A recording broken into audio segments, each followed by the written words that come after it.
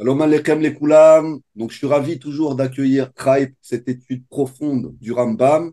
Et cette fois-ci, on va ouvrir donc le curseur sur le Mashiach, la vision du Rambam pour le Mashiach. Qu'est-ce que le Rambam visualise? Comme il y a eu beaucoup de choses de n'importe quoi qui ont été dit, on a vu à travers l'histoire, et beaucoup de dangers qui ont été faits à cause de ça.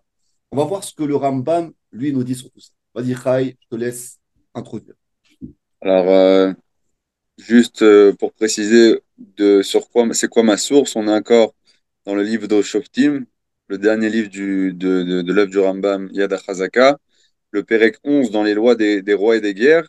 Il y a les deux derniers prakim, et en fait, il clôture sur ça aussi son œuvre, sur les lois du Mashiach, comment on reconnaît le Mashiach. Euh, on va voir qu'il y a plusieurs, il y a une présomption de Mashiach, et il y a lui, ça y est, c'est sûr. Euh, et donc aussi, j'avais entendu au nom du Rav Shaki qui disait quelque chose d'intéressant. Il dit, le Rambam, il a écrit, il y a 1000 prakim dans le Rambam. Ça commence depuis les lois de la Emouna, ça veut dire le savoir qu'il y a un créateur. Et tout au long, c'est un voyage vers au final l'aboutissement qui est, qui est ces deux derniers prakim, c'est le roi Mashiach que la Malchut d'Hachem, elle se remanifeste dans le monde.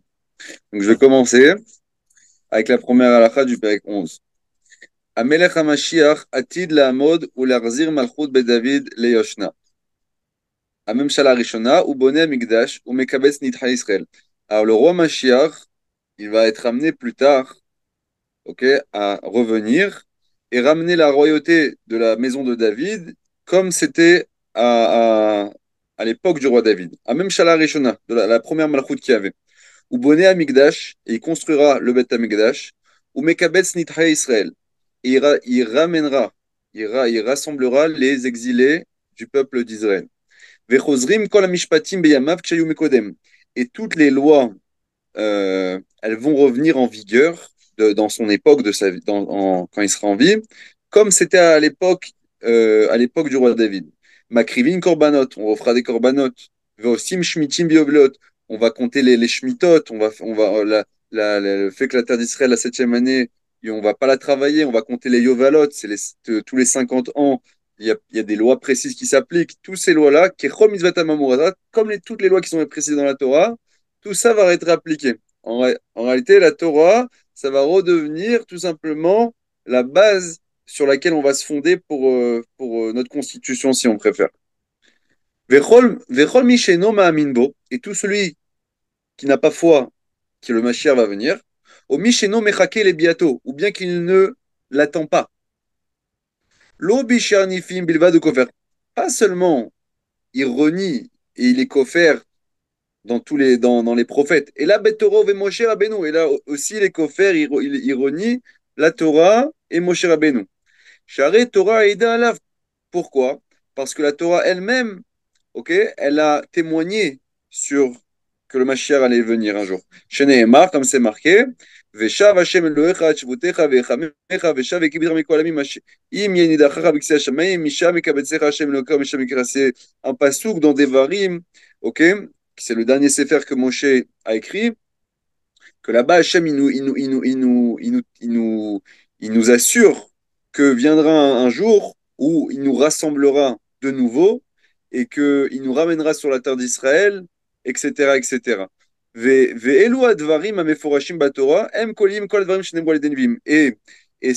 ces paroles-là qui ont été dites dans la Torah, ces psukim-là qui font référence à la Géoula, à la délivrance, tous les Nevi'im, ce qu'ils ont dit, ils sont inclus dedans.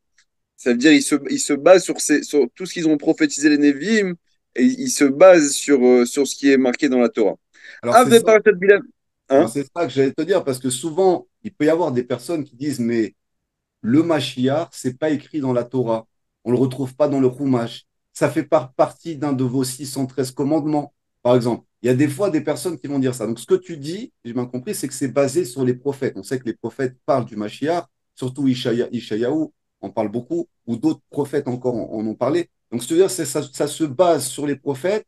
Ça se base aussi peut-être sur certaines parachiotes où on parle justement de Kohav Yaakov, l'astre de Yaakov, tout ça. Il y a, Tu as il y a devancé un peu les paroles du Rambam parce que c'est exactement ce qui va ramener là. Il va ramener le Parashat Bilam. que là-bas, d'où on a, parce que ça fait partie aussi de la Torah, bien que c'est des paroles de Bilam, c'est inclus dans la Torah, dans les 5 livres de la Torah. Et de là-bas, il va ramener les drachot que les Khamim, ils ont appris des paroles de Bilam, que lui, il a vu que Mashiach allait venir. Et donc, oui, et c'est très important ce que tu dis parce que justement, en plus, c'est marrant qu'il met ça dans la première halakha. Ne crois pas que c'est une tradition qui n'a pas de source. C'est pour ça que je dis, c'est comme si tu étais coffert dans la Torah. Le Mashiach, la croyance dans la venue du Mashiach, elle fait partie intégrante de la croyance dans cette même Torah, de la croyance au prophète, de la croyance de Moshe. Ça va ensemble. Et c'est très fort parce il a mis dans le même sac celui qui n'y croit pas et celui qui ne l'attend pas. Donc ça, c'est aussi à savoir. C'est pour ça que je te dis ça, parce que c'est important. Souvent, il y a justement malheureusement des détracteurs qui disent ça. C'est-à-dire qu'on ne parle pas de Mashiach dans la Torah. C'est vous qui avez ramené Mashiach. Il y a juste la présence d'Hachem et il n'y a pas Mashiach. Bon, après, on sait qu'il y a quand même Moshe, libérateur. Il y a David Améler, roi d'Israël. Bon, il y a quand même des passages qui sont quand même extrêmement grands. Et là, c'est confirmé par rapport à ce que tu vas nous dire par la suite, par rapport à certains passages dans le Chumash et bien sûr avec les prophètes. Exactement. Parce que aussi, ce qui est important dans ce que tu dis, c'est parce qu'il y en a, ils vont te faire toujours une différence entre, même au niveau de l'Akdoucha, par exemple, on sait que le Sefer Torah, on écrit juste les cinq parties, Bereshit, Shemot, Vayikra, Nedarim. On n'écrit pas les prophéties, etc., ni les Ktuvim. Parce que la Gdusha du Sefer Torah, et en gros, nous, ce qu'on voudrait, parce que dans les Nevi'im, c'est marqué de manière explicite que le Mashiach va venir. Mais il y en a, ils vont te dire, non, mais dans la Torah elle-même, Torah de Moshe, c'est pas marqué. Et donc là, ce qu'il fait, c'est qu'il te montre que oui, dans la Torah de Moshe, cette référence-là, elle est marquée. Et les Nevi'im, quand ils ont fait ça, ils s'appuyaient aussi sur ce qui était marqué dans la Torah de Moshe. Et là, il continue dans cette halakha, donc tu as devancé, il dit, Av be parashat Bilam Neymar, même dans la parashat de Bilam, ok, donc c'est la parashat Balak, ok, c'est dit, Vesham niba bishne Meshichim, que là-bas, le Bilam lui-même, il a prophétisé sur deux Mashiach. Bah, Mashiach Rishon Shu David, le premier qui était David Ameler, le roi David, Shoshia et Israël Miyad Sarehem, qui a sauvé les Bnei Israël de leurs persécuteurs. Ou Mashiach Acharon, il a aussi prophétisé sur ce deuxième Mashiach, sur le dernier Mashiach, chez Omed Mibanav, qui va être un descendant du roi David, chez Moshia et Israël Miyad Ben Esav, qui va sauver, c'est intéressant parce qu'il dit Miyad Ben Esav, que lui, ce Mashiach-là, ça sera donc un roi descendant de David, qui va sauver les Israël des descendants de Harissav. Vesham ou Omer, et là-bas, là, il ramène toute cette partie un peu technique, mais qui est très importante. Là, il va ramener toutes les psukim pour te prouver et prouver à tous ceux qui croient que ce n'est pas marqué dans la Torah. Il va nous faire montrer tout de suite le Rambam comment c'est marqué de manière claire dans la Torah. Donc là, je vais juste lire les psukim. Donc, ce qu'il a dit Bilam, Bilam, il a dit quoi dans le parashat Bamidbar? Ar'enu velo ata, c'est David. Ashurenu velo, quand il est marqué je le vois, mais pas maintenant, ça faisait référence à David. Et il y a un autre passage qui dit Ashurenu velo korov, et aussi il le voyait, mais il est encore plus éloigné. Ça fait référence au Melech HaMashiach. Darar kocher Yaakov, il y a une étoile qui est sortie, qui est sortie de Yaakov, ça fait référence à David. Vekam Shavat Me Israël, Zé Melech HaMashiach. Et il y a il y a une tribu qui s'est élevée du peuple d'Israël qui fait référence au Melech HaMashiach, ou Machatz Petit Moab, c'est David, quelqu'un qui va écraser l'imbellicité de Moab, ça fait référence à David. Vechen Omer Vayach et Moab Vayamadet Bachevel, Vekarkar Kol Beneshet, Ze Melech HaMashiach, Sheneemar Bo Umashlam Yamadiam. Et il y a un autre passouk où il dit qu'il va non seulement frapper Moab, mais Vayamaden Bachevel, et il va les faire tenir à la baguette, entre guillemets. Il dit ça fait référence au Melech HaMashiach. Ou Mashlo, Miyam, Adiam. Il y a aussi un pasouk dans Zechariah qui dit que sa royauté, elle va être d'une mère à une autre. Vaya Edom Yeresha. Et Edom, il va hériter de Edom. Tout ça, c'est des pasous que je lis. C'est-à-dire, je les étudie pas en profondeur, je lis juste ce qui est marqué. Certainement qu'il y a aussi un sens, il faudrait faire là-bas l'étude en profondeur de ces psukim-là.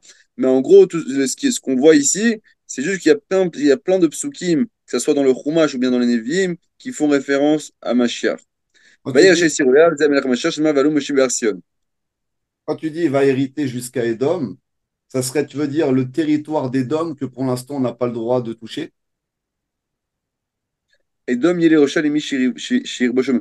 Il y a marqué dans une prophétie qu'il y aura un roi qu'il va hériter d'Édom quand il va la conquérir. Mais pourtant, cette prophétie, elle ne s'est pas appliquée en David.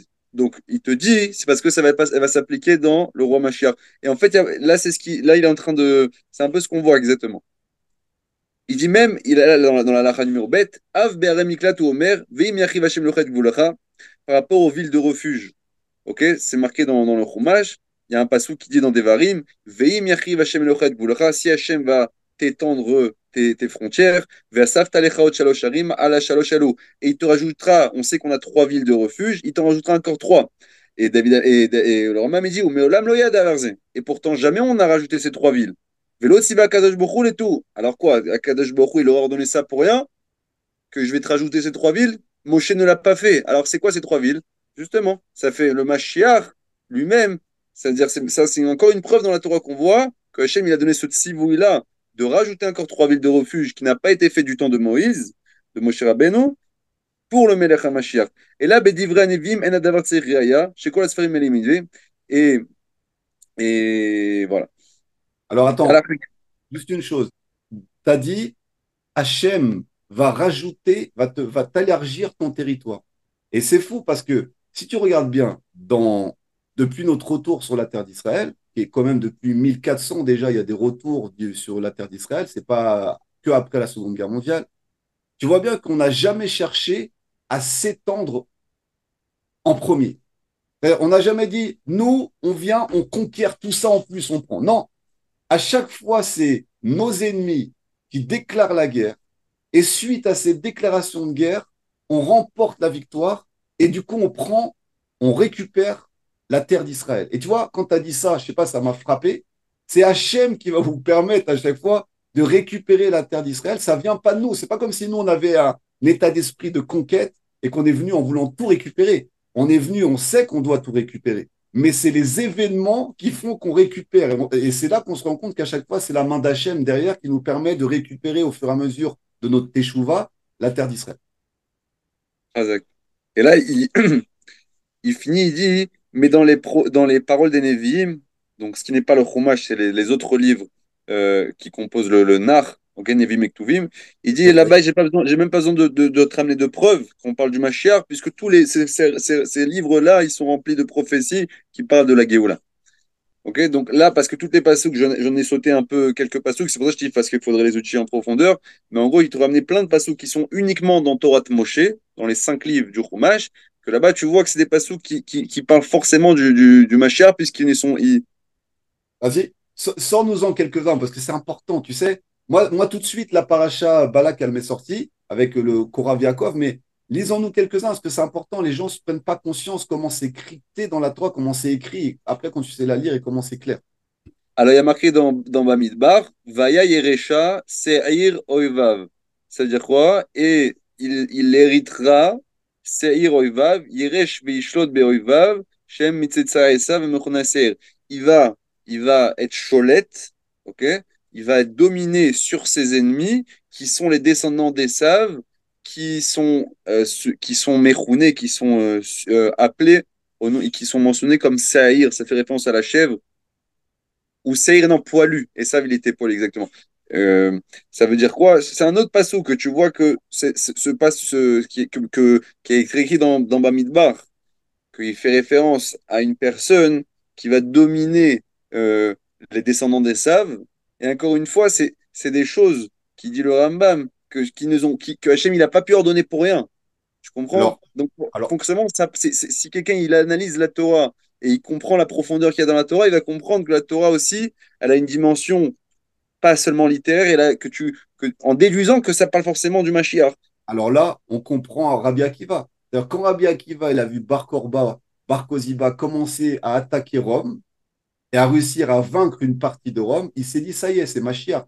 Dû à ça, parce qu'il était en train d'attaquer justement la descendance des Saves et de commencer à remporter des victoires sur Rome. Donc il s'est dit, ça c'est un signe que peut-être Bar Korba est le Mashiach. C'est incroyable parce que à chaque fois que tu as un sujet, tu devances un peu la prochaine halakha. Parce que là, on va en parler tout de suite de Bar Korban. Ali Ali al Daatra, שהמלך המשיח צריך לעשות אותות ומופתים ומחדש דברים בעולם ומחיה מתים. Il dit, ne viens pas croire faussement que le roi Mashiach, il va devoir faire des miracles, il va devoir faire des signes, il va devoir faire des nouveautés qu'il n'y a pas eu dans le monde, ou bien il va devoir refaire vivre les morts. Vekayotse badvarim elou, shatipshim omrim, et etc. Des choses qui ressemblent à ça que les imbéciles ils disent. En adavarken, c'est pas comme ça. Sheare Rabbi Akiva, chacham gadol michacham Mishnah. Il dit parce que Rabbi Akiva, c'était un grand sage à l'époque de la Mishnah.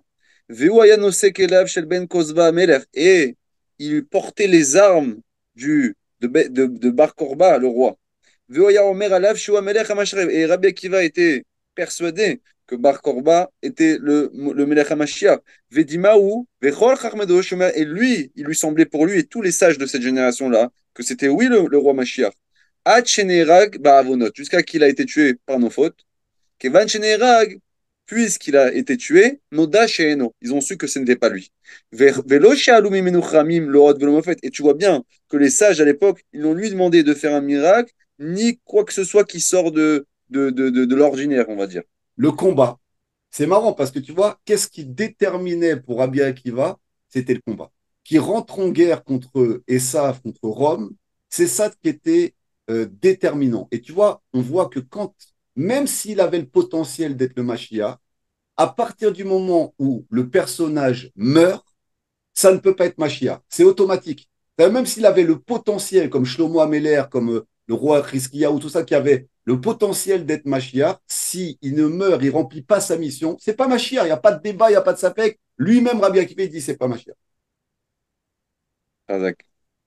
Veikar advarim kacha. Il dit, le fondement de les choses, elles sont comme on va dire. Shatorah azot chuker mishpat leolam uleolam olamim. Que la Torah qu'on a, ses lois et ses préceptes, ils sont éternels.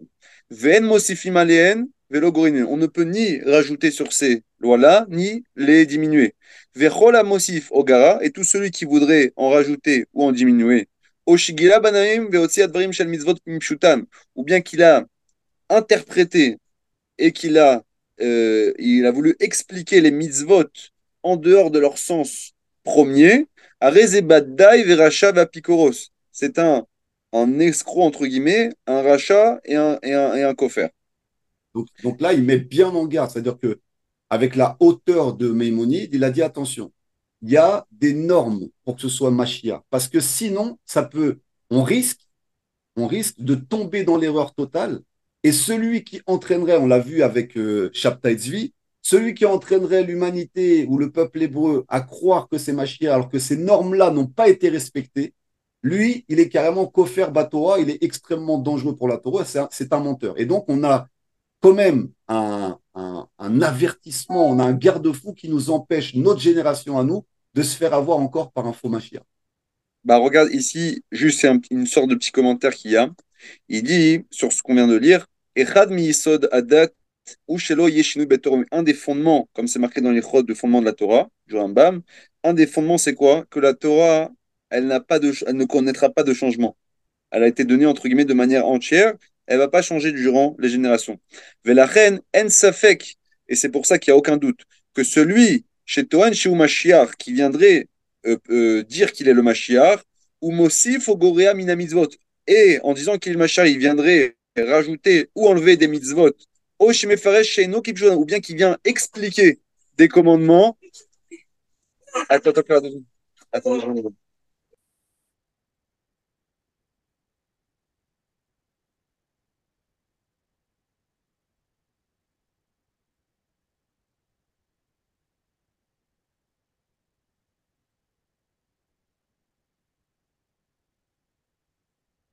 Vous voyez la profondeur de Maïmonide. Et ça nous évite, entre guillemets, de tomber dans le panneau et de se faire avoir, entre guillemets, par tout, malheureusement, soit ces faux machiards, soit ceux qu'on a prétendu être des machiards. Là, les choses sont claires. Déjà, Machiar est prévenu et prédit dans la Torah. Super, Khaïra. Super. Désolé, NBAIA. continuons. Alors je disais, Donc, tu allais parler des lois du Rambam qui permettent de définir et éviter de rajouter ou retrancher quoi que ce soit à la Torah qui nous mettrait dans l'erreur. Nachon, ou bien qui viendrait expliquer des mitzvot, pas selon leur sens qu'ils ont été, selon leur sens qu'on a compris durant que les Khamim m'ont expliqué. Kederer Sheasu Meshiché Anatrout, comme l'ont fait les Meshiach du catholicisme ou de l'islam, Ré il Chotchouva, là il fait une référence à il Chotchouva, Ariou Bevadai Kofer Veno Amashiach, Shit Kavna Ilavatora. C'est évident que c'est un Kofer et c'est pas du tout à lui que la Torah elle a surnommé comme Mashiach. Donc là, c'est important ce que tu dis. C'est-à-dire, lui, il le dit bien clairement, Rambam. Tout ce que le christianisme a fait et tout ce qui a été déterminé comme étant soi-disant Messie, c'est du mensonge total. Il le dénonce directement. Pour lui c'est un mensonge total. Donc ça, c'est important aussi que vous compreniez ça. C'est que Maïmonide a bien prévenu, parce qu'il était donc à une époque où le christianisme était déjà là, et pourtant c'est un grand, il a expliqué que tout ça était carrément un mensonge vis-à-vis direct de la Torah.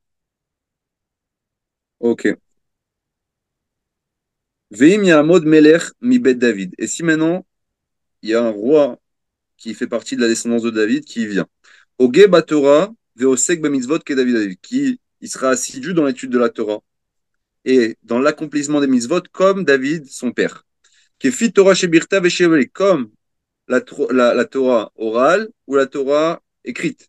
Veakov kol Israël el il va, entre guillemets, soumettre, ou bien, comment dire, il va convaincre le Ham Israël de revenir à la Torah, ou les Chazek Bitka, et de se renforcer dans la Torah. Veilachem ilchamot Hashem, et il fera aussi les guerres, il combattra les guerres de Dieu.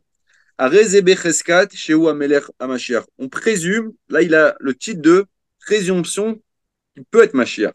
Donc deux choses, c'est-à-dire, il fait faire tchouva au Ham Israël à revenir vers la Torah et à revenir vers les mitzvot, et il fait les guerres d'Israël contre Gog et Magog, à mon avis, je pense que c'est ces guerres-là, les guerres de la fin des temps, et qu'il a la tête, entre guillemets, de ces guerres, il serait pas encore Mashiach, il serait présumé, c'est-à-dire, si on a bien compris, il fait faire tchouva à tout le Ham Israël, il ramène tout le Ham Israël à la Torah, il fait les guerres de Gog et Magog, mais il n'est pas encore, il est juste présumé Mashiach.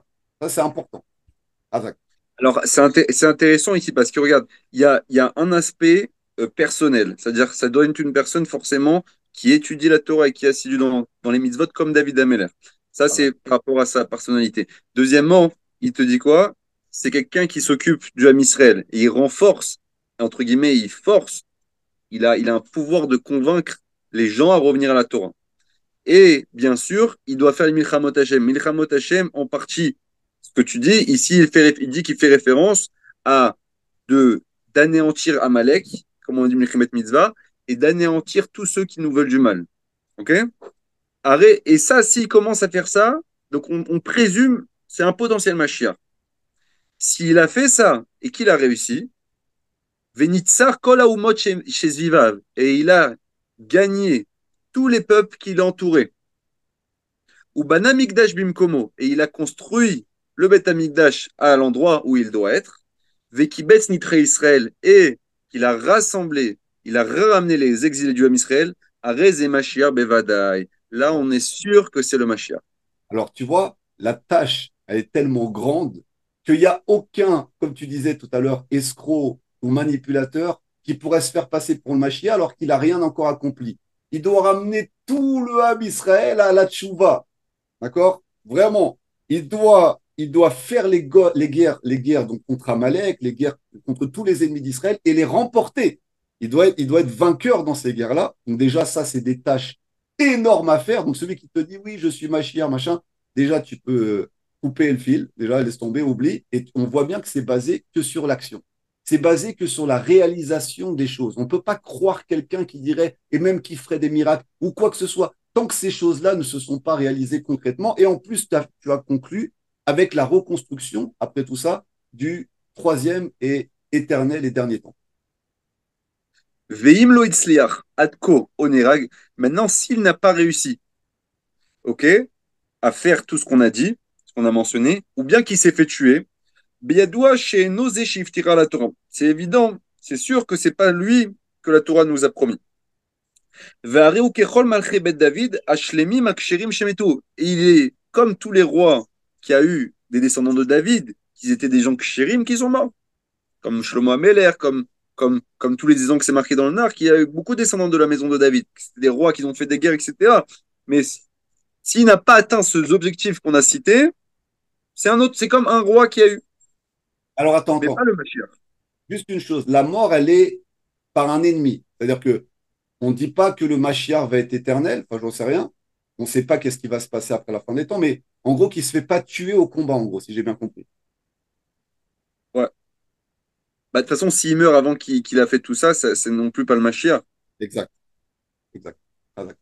והרי הוא ככל מלכי בית דוד השלים הקשרים שמתו, ולא העמידו הקדוש ברוך הוא אלא לנסות בו רבים.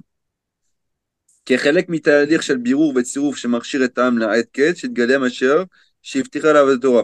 Il dit, alors pourquoi Akadosh Baruch Hu, il mettrait un roi qui ferait ce genre de choses, mais qui réussirait pas, qui se fait tuer Bassor. Il dit, c'est Hachem, il a fait ça pour nous tester. Chez Nehemar, ou mina maskilim, yikashlu litzrov baem, ou les varer, ou les laben, ad et ketz, qui od la moed.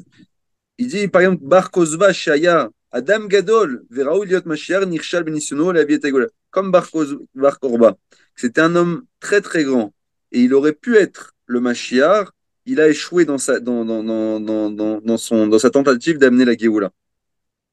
Af Yeshua Notzri, te dis même Yeshua Notzri, Yeshua le chrétien. Chez Dimash Mashiach, qui pensait qu'il était le Mashiach. Venerak Bebeddin, et au final, il s'est fait tuer dans un tribunal. Gvar Nitnabebo Daniel. Daniel, à son époque, lui, il avait déjà prophétisé sur Yeshua, chez Nehemar, comme c'est marqué. Uvne paritse amcha, yinas'u le amido chazom et nirshalu. Et les gens de Péritse, c'est des proutim, des gens qui vont sortir du Ham Israël, ok? Et que ça fait référence à Yeshua. Yinas'u, ils vont s'élever les Hamid Chazon pour essayer d'établir le rêve, entre guillemets, venir chalou et ils vont échouer. Ça, Vechi c'est yesh important. C'est important ce que tu dis. C'est-à-dire que même pour Yeshua, ça fait quand même 2000 ans qu'on entend cette histoire-là, et le monde chrétien essaie de tout faire pour nous reprocher qu'on n'aurait pas reconnu ce que eux pensent être le Mashiach, ou même pire, Hasvé Shalom, Dieu lui-même, Hachem Ishmor, ok? Bah, on s'est prouvé que le fait qu'il a été condamné par le Beddin et pas cette invention qui n'a rien à voir, écrite par les évangiles, où il aurait été crucifié par Rome, absolument pas. Il a été condamné par un Beddin parce qu'il a malheureusement fait de l'idolâtrie et a détourné une grande partie du peuple, et donc il a été condamné et jugé par un Beddin. Et pour en arriver à une condamnation à mort, c'est vraiment que la faute devait être extrêmement, extrêmement grave. Et le fait qu'il soit mort, au final, montre et prouve bien qu'il n'y a rien qui n'a été accompli, donc il ne peut absolument pas être le Mashiach. Et amener tous ceux qui vont suivre ce chemin-là dans l'erreur totale, et on voit ce que c'est devenu aujourd'hui de la pure idolâtrie. Ok, on continue. Il dit Vechi yesh mirshol gadol misé. Il dit est-ce qu'il y a une plus grande embûche que celle-là? De quoi? Chez Kol Nevi'im d'Ibrou, chez Mashiach, Goal Israël, tous les Nevi'im, tous les prophètes, ils ont parlé. Ils ont dit que le Mashiach, il va délivrer le Ham Israël. Ou Moshiam, il va les sauver. Ou Mekabetz Nitrem, il va rassembler leurs exilés. Ou Mechazek Mitzvatam, il va renforcer leurs mitzvot. Veze Garam Leabed Israël Bachrev. Et lui a entraîné que des Juifs se fassent tuer, se fassent passer à l'épée. Ou les Fazer Sheritam. Il a entraîné que, euh, que se fasse éparpiller la descendance d'Israël, ou les Ashpilan, il a entraîné qu'ils se fassent humilier, ou les Halif à Torah, et il a remplacé entre guillemets la Torah, ou les Atod Rova Olam, et il a trompé la majorité du monde, la Avod Elohim Ibalade Hashem, à servir un autre Dieu que Hashem. Ah, exactement. Et ça, le courage de Maïmonide de dire ça à son époque, parce que c'est une époque où les Juifs sont encore persécutés justement pour soi-disant tous ces mensonges donnés par le christianisme, d'avoir le courage d'expliquer ces choses-là et de dire la vérité, prouve la hirat shamaïm du Rambam. Aval Marshavot Boreolam, En Koach Badam. Il te dit, mais les pensées d'Hachem, il y a pas dans la force de l'homme de les comprendre. Kilo Darkenu Derachav, parce que nos chemins ne sont pas ceux d'Hachem. Velo Marshevotenu Marshevotav, et nos pensées ne sont pas celles du Créateur.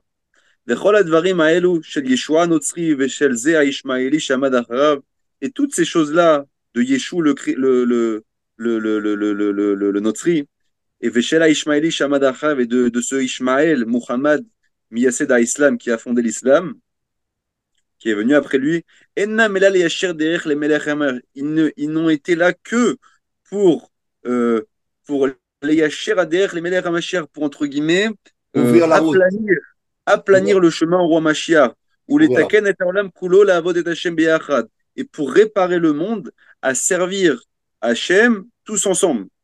Donc Chez là, Nehemar, ce que tu veux dire, parce que explique le Maïmonide, c'est que ce soit Yeshua ou que le prophète que les musulmans ont reconnu, ces deux personnages-là, malgré les erreurs qu'il y a pu avoir, de toute manière, Hachem réutilise tout et recycle tout. Et ça a été fait pour amener le véritable Mashiach au final et surtout amener le monde entier à commencer à goûter à ce que c'est à la Géoula et à commencer à goûter à ce que c'est véritablement la volonté d'Hachem, même si malheureusement il y a beaucoup d'erreurs dans les interprétations et les compréhensions. il dit, ouais, il dit que c'est comme on a tous ces ce qu'on a dit plus haut, ils font partie du processus de la cachérisation entre guillemets du monde à recevoir le roi Mashiach ou les chez afin que tout le monde croit en Dieu et puisse le servir. Alors tu vois, ça c'est important ce que tu dis parce que ce soit le monde chrétien attend le retour de Yeshua.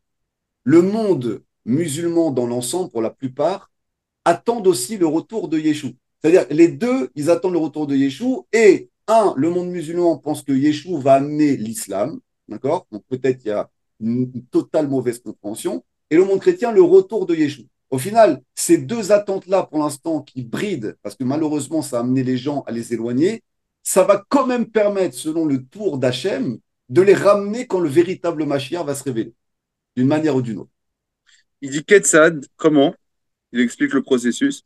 Il dit Gvar nitmale haolam midivre Mashiach ou midivre Torah ou midivre mitzvot. Il dit le monde, il a déjà été rempli des paroles du Mashiach et des paroles de la Torah et des mitzvot. Ou pashtu dvarim elu be'im rechokim. Et ces livres-là, comment? C'est-à-dire même la Torah, elles sont arrivées même dans les îles les plus éloignées. Ou ve'amim rabbi marlelev, et même à des peuples qui ont le cœur, entre guillemets, avec la Orla, des peuples, entre guillemets, qui servent d'autres dieux. Vem nosim notim et dvarim elu mitzvot Torah. Elomrim, mitzvot emet ayu. Ukvar batlu bizmanazé, velo ayu noagot la dorot. Et ils se disent, ces peuples, entre guillemets, qu'est-ce qu'ils se disent? Al-Yedé Anatsrut va Islam, ou Fatsa Torah va être passé. Il te dit, par l'intermédiaire de la Natsrut, le christianisme et l'islam, entre guillemets, la Torah, elle a été diffusée à l'échelle du monde entier. Exactement. Qu'au final, même Yesh si Magoïm Shomrim Shator Mitzvot Achen Nagug. Et parce que pourquoi il y a des goïms qui disent que quoi? Que la Torah et les mitzvot, ils étaient applicables dans le passé. Ah, Bismanazé et Nam Noagov. Mais en ces temps-ci, ils sont plus d'actualité. Entre guillemets, le Rambam me dit que même ça fait partie du processus que les gens, ils ont une conscience que la Torah déjà, elle existait. Alors eux, ils se trompent en croyant qu'elle a été remplacée, mais ils disent déjà ce processus-là que la Torah, elle est connue mondialement, que les gens ils ont connaissance qu'il y a un testament entre guillemets et qu'il existe. Ils disent ça va faciliter la tâche du Mashiach.